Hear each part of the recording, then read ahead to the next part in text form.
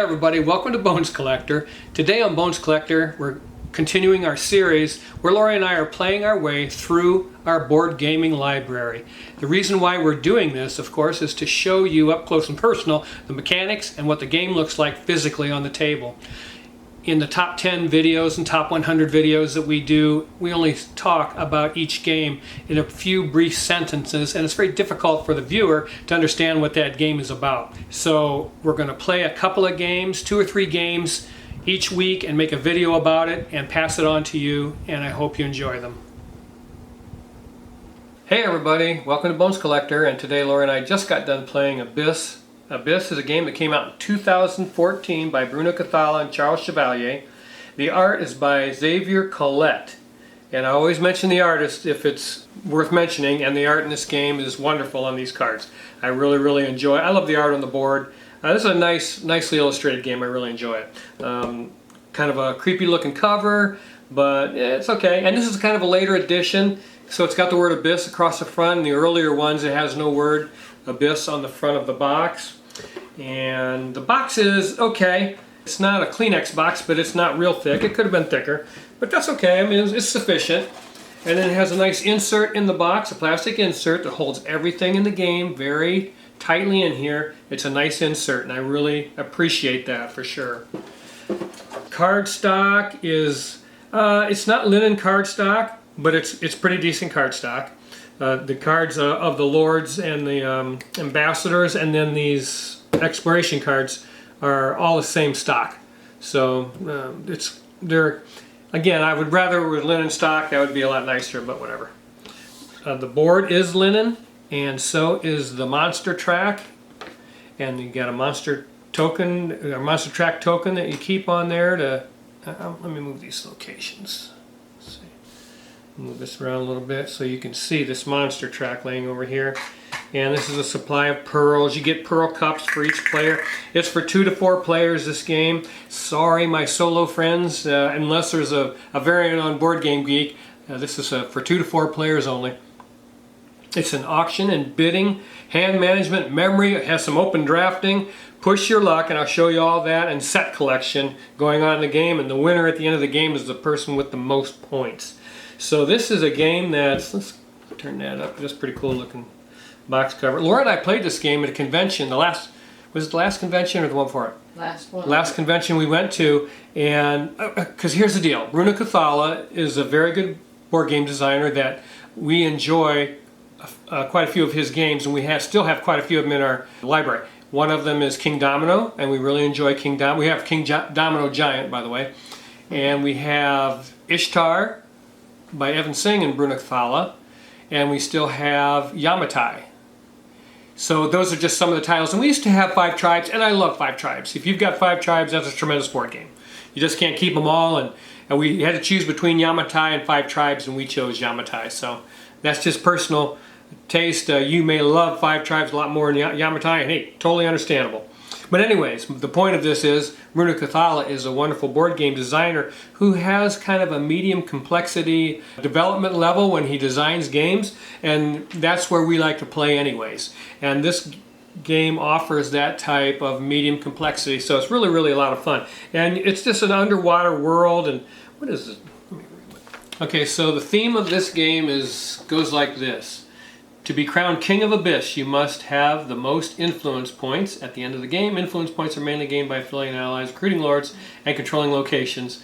Also, each monster you slay during the game will earn you the gratitude of your peers and an influence point bonus. So you're trying to become the lord over the abyss, so the abysmal people. And that's what you're doing in this game. Now, this is a Euro game. If you see the cover and you look at that, you're probably thinking, wow, that's going to be some type of dudes on a map, battling game, face-to-face, confrontational type of affair. It is not. This is a Euro game that plays very quickly. Lori and I just got done playing the last game in probably 30 minutes, 30 to 35 minutes. It didn't take us very long. And it goes like this. So on your turn, you're going to do one of 3 things. You're going to explore, request help from the council, or recruit one of these lords down here in kind of a market row.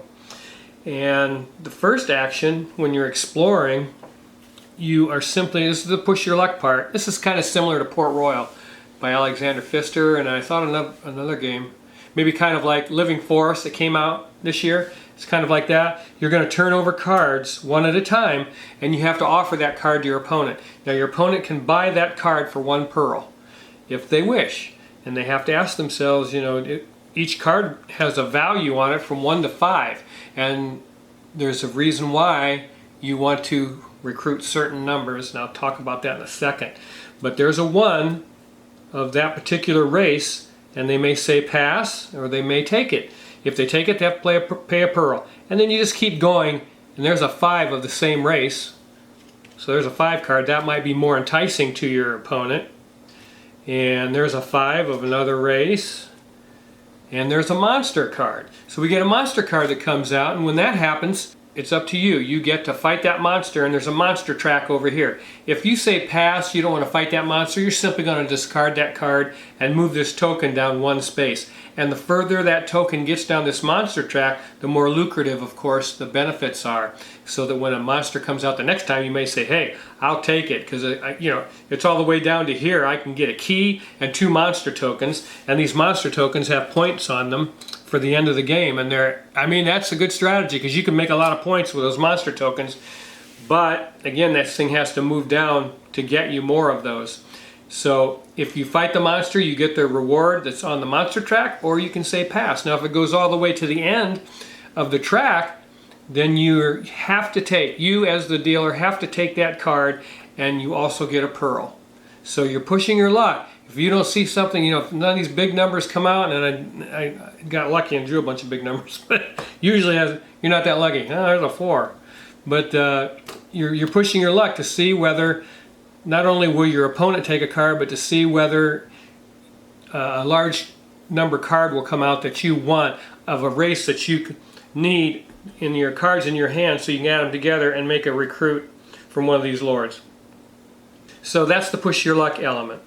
And then once those cards, that exploration has happened, then all the cards in that row will come down here to the council by race, and whatever race they happen to be, they'll go in these spaces, and then the monster card will be discarded up top.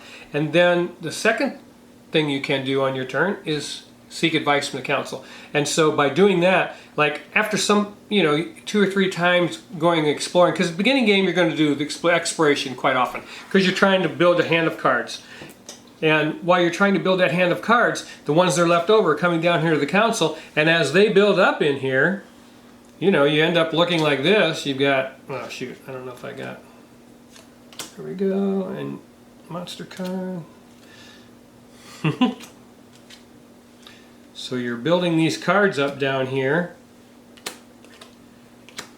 Okay, well those are all together. And so, for instance, if you see there's 4 cards in this particular race right here, then you might say to yourself, you know what, I don't want to explore, I want to take these 4 cards from here. Because once you get a bunch of cards in here, you get a little more buying power when you take those cards. So that's one thing you have to think about when you're playing also. That's the second thing you can do on your turn, is take advice from the council and take a stack of one of these cards. And then the third thing you can do is recruit one of these lords. Now when you do that, several things can happen. First of all, you're going to get the reward of points that are on the card. Each one in the upper left hand corner has a point reward at the end of the game. Then also it may have a benefit at the bottom, and this one says gain 3 pearls immediately. So it has an arrow on it to show you that's immediate. And a bunch of you have probably played Abyss. Again, Lori and I played at a convention, and we didn't get a real feel for the game because we only played it one time. At conventions, I play games that I've never played before. I read the rule book as fast as I can go, and then try and figure out the game with Lori. And then we'd play it one time.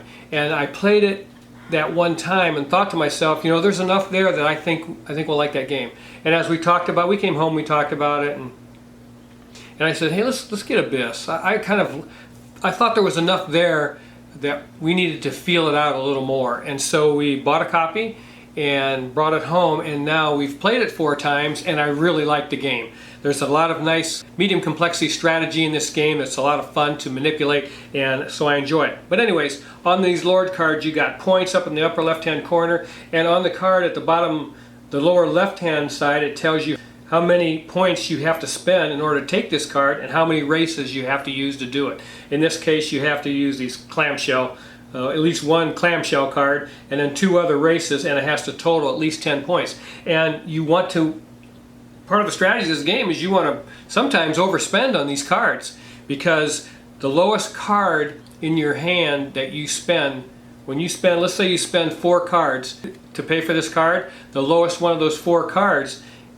goes in your affiliated ally deck, and those are going to be points at the end of the game also.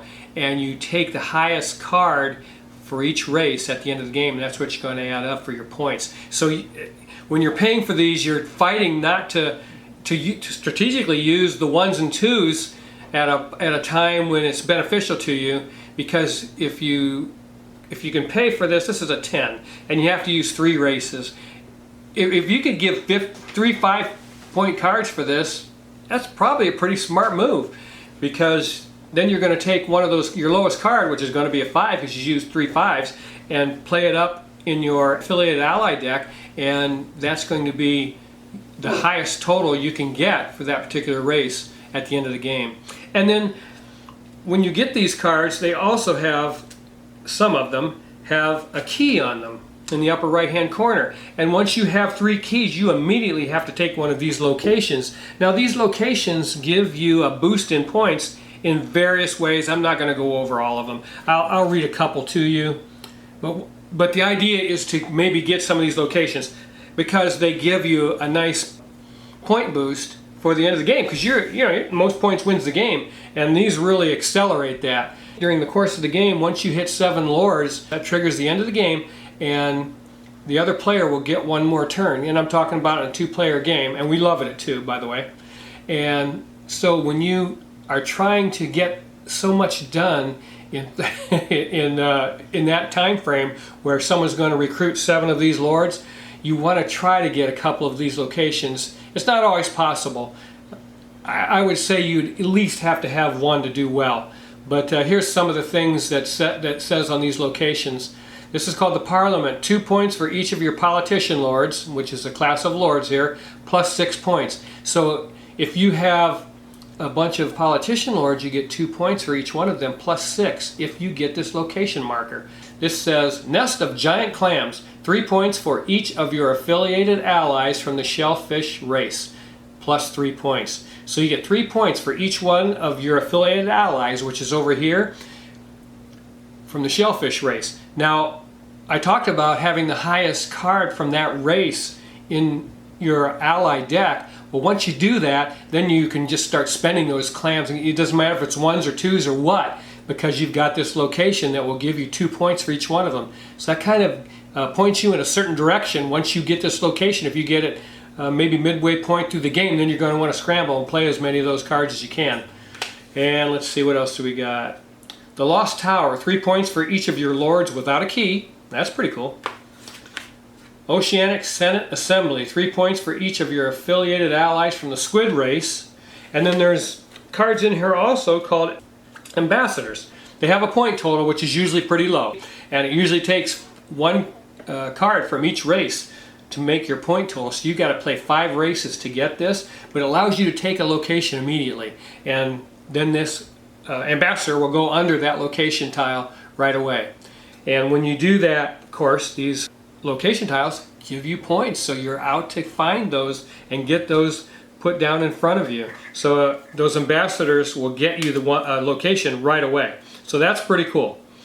And what else happens? Once this market row gets depleted a little bit, let's say that we're down to the last 3 cards, well, the next person that recruits one of these lords takes the lord and moves the card down and exposes the space that gets 2 pearls. So not only do you recruit that lord, but you get 2 pearls in the process. And that's pretty nice, because you can play those pearls to make up the difference. When you're trying to recruit these cards, you can make up the difference in pearls. So that's pretty nice. So when you have a lot of pearls, that's pretty cool, because you only start out the game with 1. And you're trying to gain pearls so that you can use them for that specific purpose. For that and buying cards from the exploration. So you need pearls for that. And that's really all there is to this game. But it's done in such a way that you can play it several different ways. You can choose your direction, choose your strategy, or your location tiles will choose your direction for you. And that's pretty cool, because once you take one of those and you want to do whatever you can to make that location tile worth as many points in the game as possible. And then you're trying to recruit as many lords as you can, and hopefully get some keys. You can get keys off the monster track, you can get keys from the lords that you recruit, and once you have 3, you immediately have to take a location and put your lords underneath that location, which nullifies their effect. In other words, this card, if I happen to recruit this lord, it says all recruitment costs for your opponents are increased by 2. So if I'm playing with Lori, and any card she recruits out of this market row is +2 for her, for as long as this card is face up. But usually these cards, all these cards that are kind of giving effect to your opponent, that are kind of, well, they could be called mean, but they're just interactive, have a key on them, so that once that person gets 3 of these keys, they have to get a location and bury the powers of these lords, so they're no longer in effect. So it's going to be very limited. Once you recruit one of these that has a key on it, his time in the game is very limited. So it's not like you're going to punish your opponents the entire game. It doesn't work like that. But there's that strategy that once your opponent does something to change the way you play the game, of course you have to think about shifting up and changing your strategy, and so it's kind of fun when they do that to you. I think what was that one card you had that I had? Oh yeah, she had this card down to 5. Yeah, I had a ton of ally. There's no hand limit, so I had a ton of ally cards that I could use to recruit lords. And Lori recruited one that says I have to discard down to 6 ally cards and cannot go past that as long as that lord is in effect. So that was really hard on me, because I had all those cards, I had to discard them. So you get rid of all the little ones, discard them, and I kept the higher value ones so that I could make my purchases and stuff. But things like that go on in this game. And he still won. Yeah, I did win the game. But the game is very fun, the art is very beautiful, and it's right where I expect a Bruno Cathala game to be. And we love his games, and now we have Abyss in our library. I really enjoy it. I think you'll love the art on these cards. It's fantastic. These Lord and Ambassador cards are just well drawn, very beautiful cards, and we'll put a picture up on the screen, I'm sure, there. And again, the production is fine. We have a good time playing it. You get to have your little pearls and collect them in your cups, and man, that's your currency, and you get to help the pearls will help you recruit lords and help you get cards from exploration while your opponent's turning over cards. So yeah, it's a lot of fun. We had a great time playing it. It's just a type of game that has great legs. You can play it over and over again, and every game is going to be different. And you should force yourself to do different things too. And the game forces you, however, to be different. So it's not going to play the same every time. So you just can't do the same things every time you play this game, and that's pretty cool. And I guess that's about all I got to say about it. We really enjoyed it. It comes with scorecards, a pad of score sheets in the box. And again, we just laminate one and just use it over and over again. And then, oh yeah, I didn't talk about these keys. These are keys that you get. You get a bunch of these keys with the game. When I talked about that on the monster track, and you pick one up and add it to your stash over there, and you add these to your keys that you have. If you had 2 keys on Lord cards and one of these, you immediately have to take a location. That's just the way it works. And so it's a little bit of a timing thing, because you're like, oh, do I want to cover up those powers that I think there's one power that gives you a pearl every turn. Do you want to lose that ability? How anxious are you to lose that? And then this one here says, during your turn, you can discard 1 ally from your hand to gain 2 pearls. So do you want to cover that up? It's a timing thing. So as you're playing a game, you're like, okay, now's the time. I'm going to go ahead and get another key and cover up the powers of those lords and go in a different direction. So yeah, there's different things like that going on in the game. It just wasn't a game that appealed to us when we first saw it years ago. And again, it's been out since 2014, so it's been around 8 years. And we didn't really care for, I got the wrong idea about it. Mm-hmm. When I looked at this cover, I was like, I thought this was going to be some kind of a monster game where you're just, area control and you're beating each other up, killing things. It's just what it appears to be. But then when I found out it was Runa Kathala, of course, I changed my mindset because I like him as a designer, and I talk to you guys about that all the time. When you find a game you like, look at the name of the designer and seek out his other work, and you may find yourself with 2 or 3 games by that person, or even more, depending on the designer. But this is a wonderful game. I think you'll like it if you like those other games. The ones I'm talking about are Yamatai, Five Tribes, King Domino, things like that, in that complexity range. It's not hard to play, but there's enough depth here to keep your mind busy and to make it interesting for you every time you play it. So that's Abyss. I wanted to tell you about it. Again, it says 45 minutes on the box, and that is probably correct. We played it in about 30-35 minutes the last time we just played it, and it goes fast and it's a lot of fun. So that's Abyss. Hey everybody, how you doing? Welcome to Bones Collector. And today Lori and I just got done playing Dungeon Alliance, a game by Andrew Parks. Dungeon Alliance came out in 2018. It was published by Quixotic Games, I think is the way you say it. Did I say it's 1 to 4 players? 2018, so it has a solo variant in the game, and most of the time games like this are played solo. That seems to be the most popular way to play these games. This is a dungeon crawl adventure game with lots of cards and lots of monster tiles, and let's talk first of all about the physical production of the game. The box isn't too bad. I mean, I've seen a lot thinner boxes, but it could have been in a thicker box too, so that's not the best. And then you have an insert that's pretty worthless in the box, and you have a separate box to put the adventure heroes in, and you have like 2 levels of them here. There's 1 tray there, and Lori wrote on who goes where so we could remember that we put them away, and then another level where you put some of the other characters, and a place for your bases because you have to know which color you are. And this fits right in the box, and everything does fit in the box, but it's kind of jumbled to get it in there.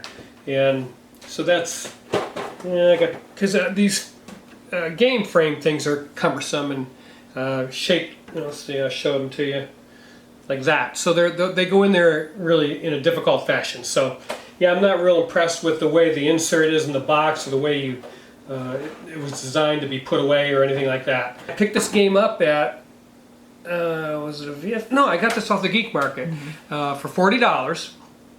And shipping, so I think I paid $15 to ship it, so 55 bucks. And that was a pretty decent price for this game. The card stock is very nice, the tiles are very nice, and it's mostly cards in this game, but except your dungeon tiles, those are really nice, and your little doorway things are thick, and the game itself comes with a campaign, and it comes with some quests. We did not do either one of those, and these are all the monsters. And it took us 4 hours to play this game. It took us 4 hours to slog our way through it. It's a very, very difficult game to play because you are controlling 4 characters each.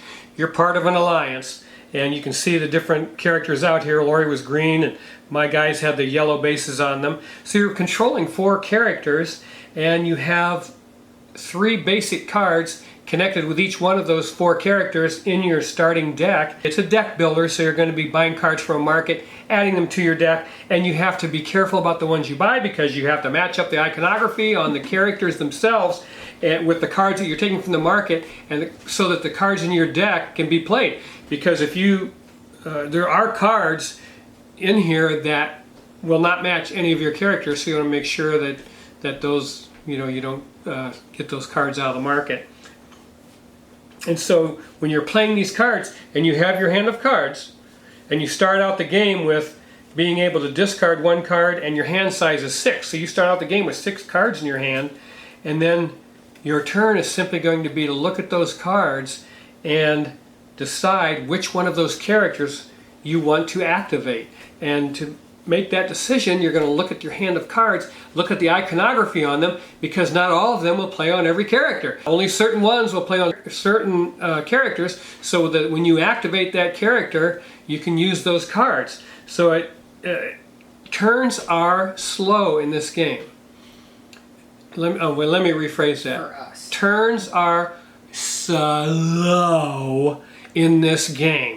Because you are going to, again, if you've ever played a game where you're controlling 2 characters on a board, that takes enough. You're controlling 4. So it's a neat concept, but it causes things to slog down quite a bit. And there are a number of rules that make it difficult to play because of that. You know, like, I mean, when you're doing an attack, there's defense, what that's called, where the guy's in your way? Obstruction defense. Obstruction defense that you have to consider because somebody's in your way. Hey, that rule isn't necessary. They should have never put in there. You know, if you're shooting an arrow from a ranged attack and that guy doesn't duck, he gets an arrow on the side of his head. That's just the way it works. I don't want to think about that tiny little rule. But you have those little things that you have to think about in this game that slow you down. Oh, let's see, wait a minute, I'm attacking from a range, there's a guy in my way, blah. You know, come on, let's just kind of...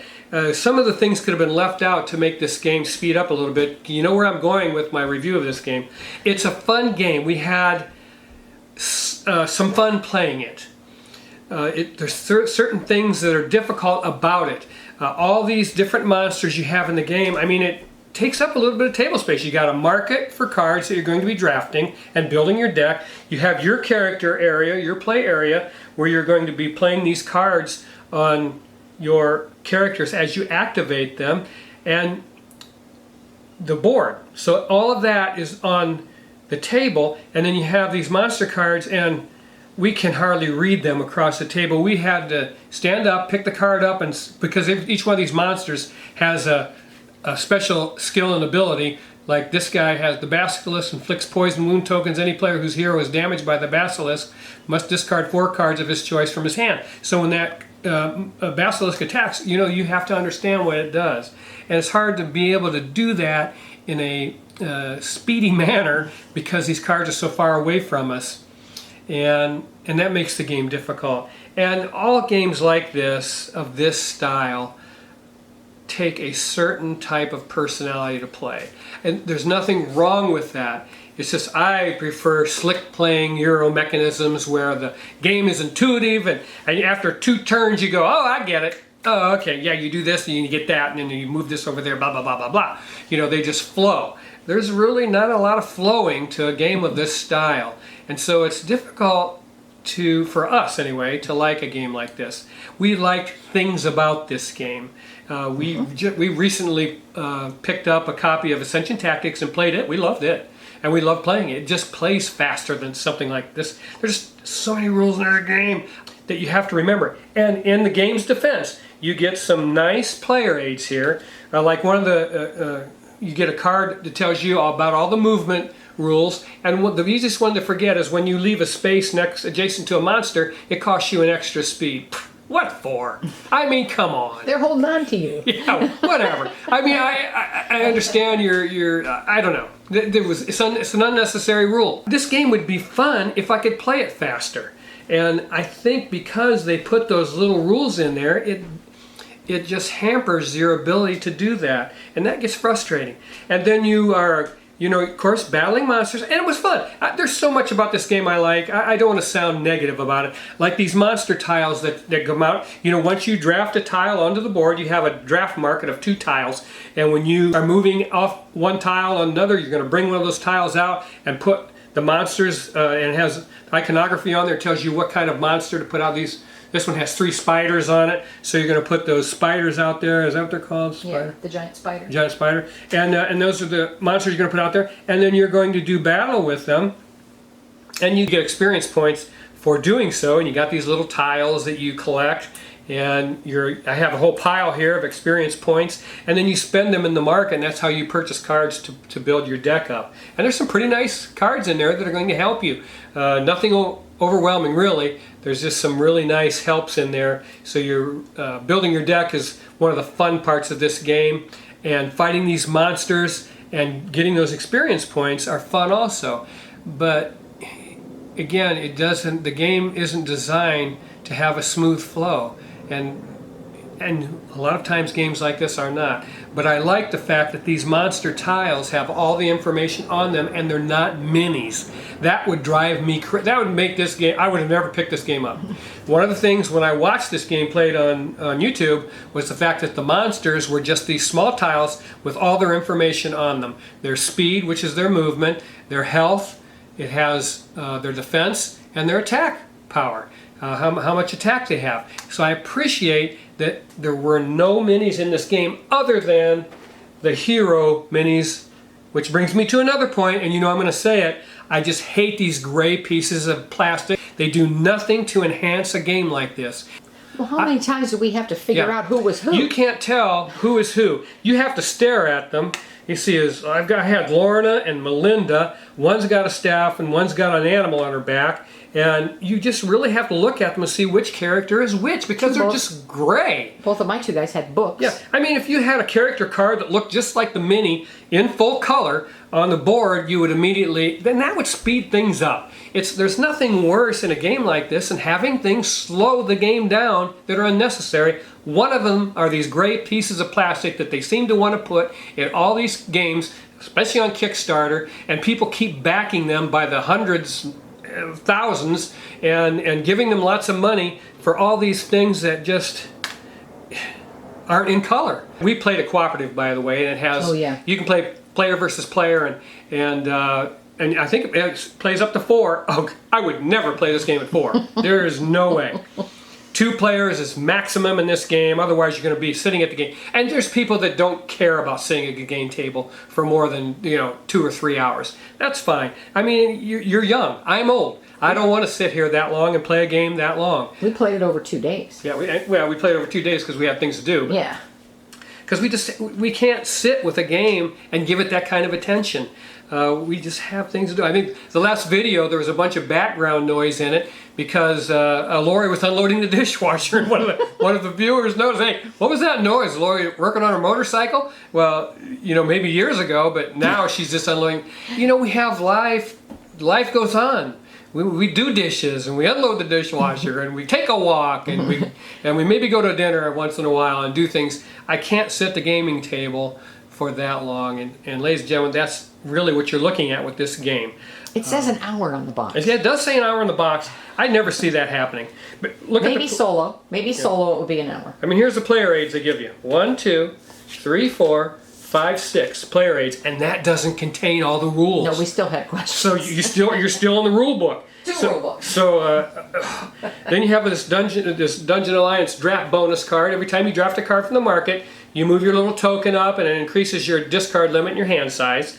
And how many times do we forget to do that? yeah, and you have to remember to do that. And you have to remember when monsters are activated, you have to flip them over so that you don't activate them twice. This game is played in phases because you have 4 characters. I'm going to play a character activation. She's going to do a character activation. Then the monsters are going to go. And then I'm going to do a player activation. She's going to do a character activation. Then the monsters are going to go. So it's like that. But there's so much to be considered. And I like that part of the game is the things you have to consider because you're controlling 4 characters.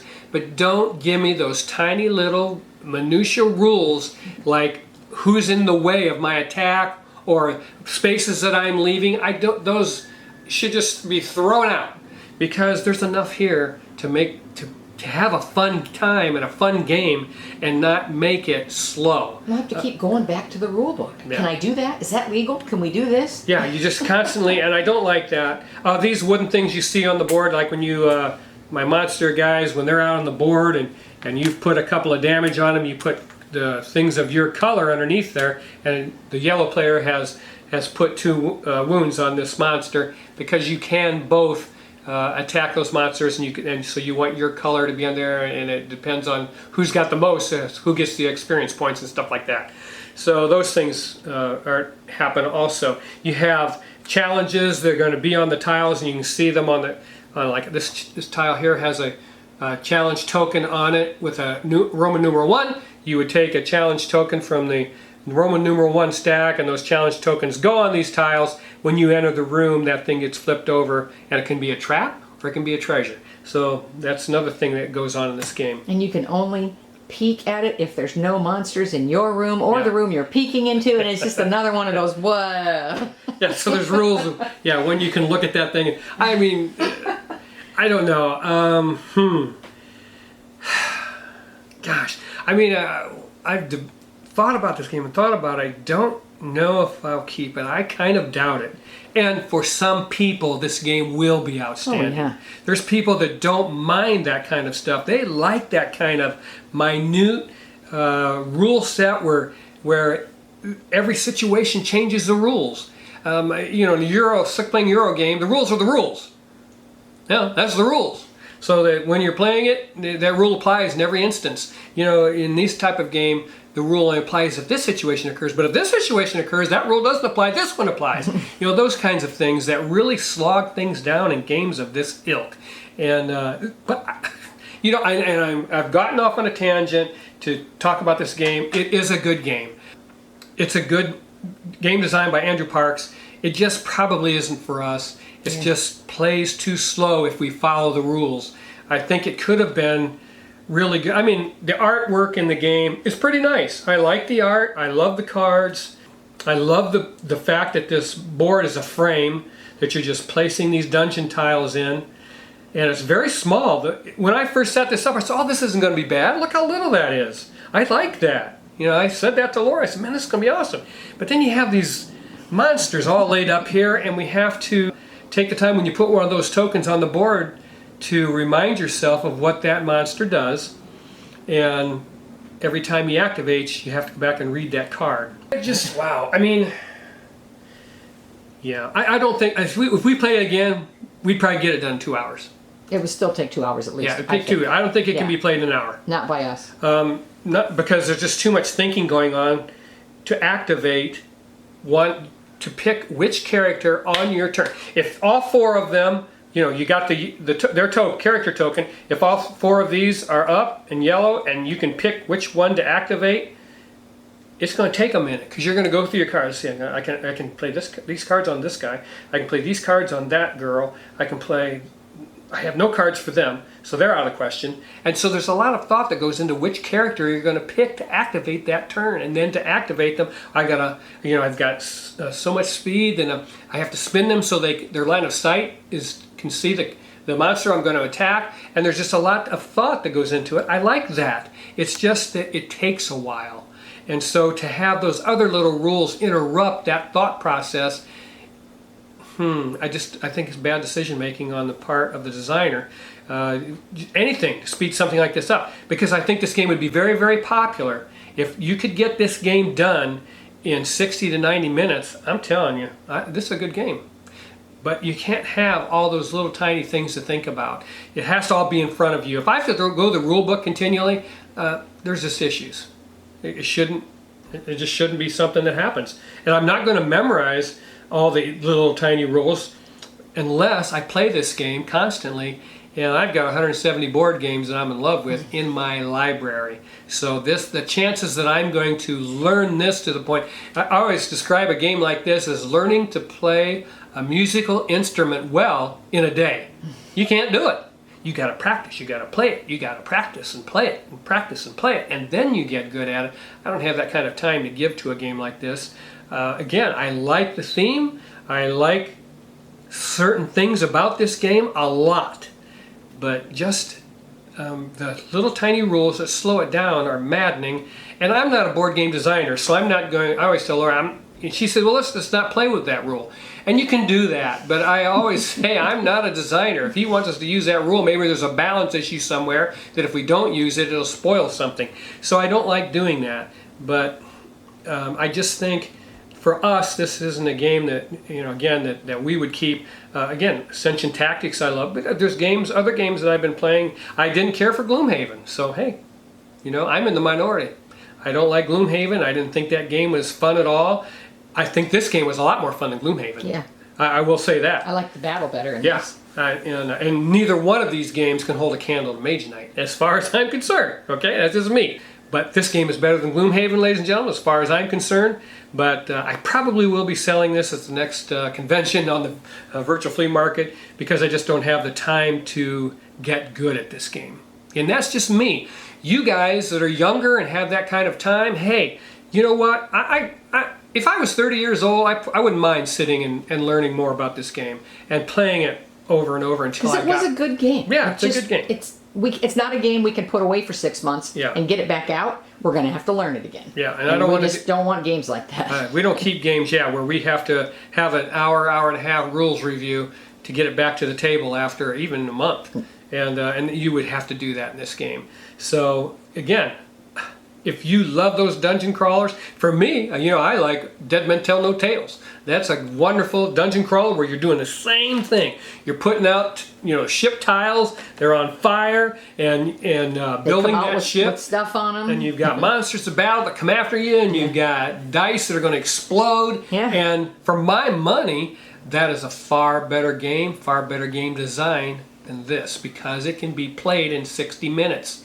And it's streamlined. You don't have those rules that you have to think about in a game such as this. And another thing that I do appreciate about this game is the story narrative is all in the cards. I didn't have to go into the book and read some big story like I did in Gloomhaven. I hated all that stuff. There's no upkeep, no bookkeeping like you do in Gloomhaven. I hated that. No, this is a good game. Yeah. It's just too time consuming for us. But there's so many good things about this game that I hate to turn somebody off that might love this style. So if you like this style of game, and I have yet to play Sword and Sorcery, and I've got that in the closet. I got that, and I bought these games because I got them cheap.